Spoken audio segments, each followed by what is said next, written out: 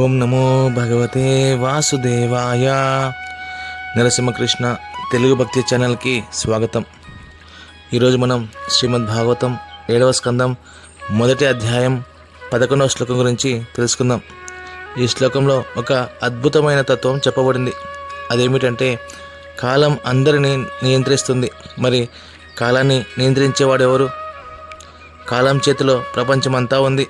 మరి ఆ కాలం ఎవరి చేతుల్లో ఉంది అనే విషయాలు తెలుసుకుందాం. చాలామంది అంటూ ఉంటారు టైం ఏమీ బాగోలేదని. మరి అసలు టైం అంటే ఏమిటి? కాలం.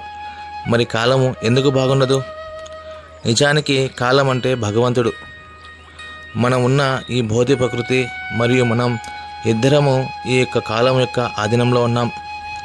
కాలం అంటే సుదర్శన కాలచక్రం. ఈ సుదర్శన కాలం యొక్క పని ఎవరెవరు ఏ పాపపుణ్య చేస్తున్నారు అంటే పాపకార్యాలు అయితే వారికి బాధపడే పరిస్థితులను, అలాగే పుణ్యకార్యాలు అయితే వారికి సంతోషపడే పరిస్థితులను ఈ యొక్క సుదర్శన కాలచక్రం అనేది కల్పిస్తుంది. మరి ఈ కాలం ఎప్పుడు మనకు మంచిగా ఉంటుందో మీకు తెలుసా?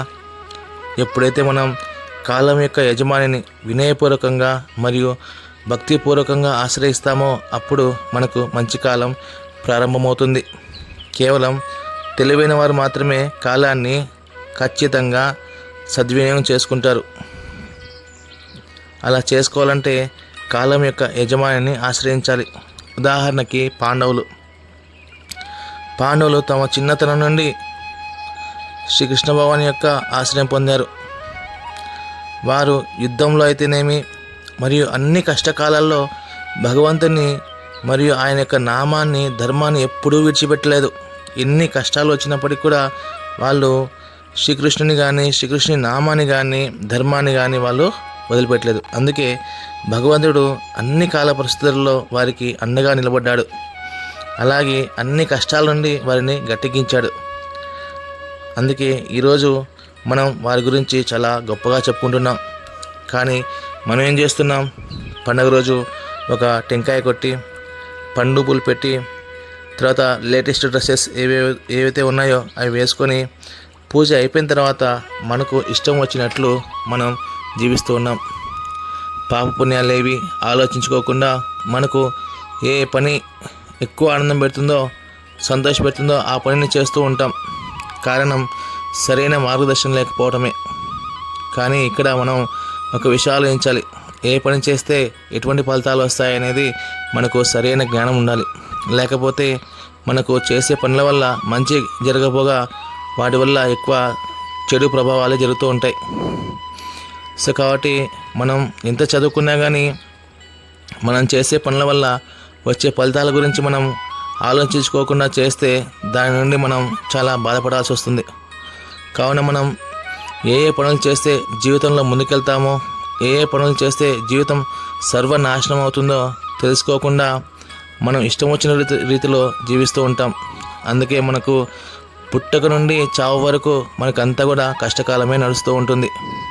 కావున ఈ కాలంలో మనకు మంచి జరగాలంటే, మన ఇంట్లో శుభాలు జరగాలంటే, మన పిల్లలకి సుఖ సంతోషాలు కలగాలంటే, మన వ్యాపారాలు అభివృద్ధిలోకి రావాలంటే, ప్రతి సమస్యకు ఉన్న ఏకైక పరిష్కారం ఆ సుదర్శన కాలం ఎవరి చేతిలో ఉందో ఆయనను, ఆ శ్రీహరిని ఆశ్రయించడమే దీనికి ఉన్న ఏకైక మార్గం.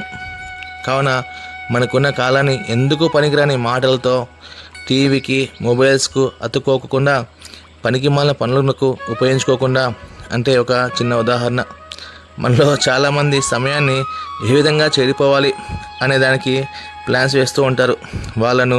వాళ్ళ ఆలోచనలు చూస్తే అసలు నవ్వు అనిపిస్తుంది. నిజానికి కాలము భగవంతునిది. ఎవరైతే ఈ కాలాన్ని సక్రమంగా ఉపయోగిస్తారో కాలము వారికి శుభ ఫలితాలని ఇస్తుంది. మరి ఇంతసేపు మనం ఈ కాలాన్ని భగవంతుని యొక్క శ్రీమద్ భాగవత కథాశ్రవణం విన్నందుకు ఉపయోగించాం. ఇదే కాలాన్ని మంచిగా ఉపయోగించడం అంటే. అప్పుడే భగవంతుడు సంతోషపడి మనకు కాలంలో మంచి శుభ ఫలితాలను ఇస్తాడు. ఇప్పుడు అర్థమైందా కాలాన్ని ఎలా ఉపయోగించుకోవాలో? ఈ యొక్క శ్రీమద్ భాగవత కథాశ్రవణం మీకు నచ్చినట్లయితే దయచేసి నరసింహకృష్ణ తెలుగు భక్తి ఛానల్ని సబ్స్క్రైబ్ చేయండి. ఈ ఛానల్ని మీకు సబ్స్క్రైబ్ చేస్తే ప్రతిరోజు ఈ ఛానల్లో ఉదయం శ్రీమద్ భాగవత కథాశ్రవణం, మధ్యాహ్నం జగన్నాథ స్వామి మహిమలు, సాయంత్రం నరసింహస్వామి అవతారం ఎపిసోడ్లు వస్తూ ఉన్నాయి. ఇంకా భగవంతుని యొక్క ఈ కాలాన్ని పూర్తిగా సద్వినియోగం చేసుకోవడానికి ఈ ఛానల్లో చాలా భక్తి వీడియోస్ ఉన్నాయి. కావున నిర్ణయం మీదే. ధన్యవాదములు.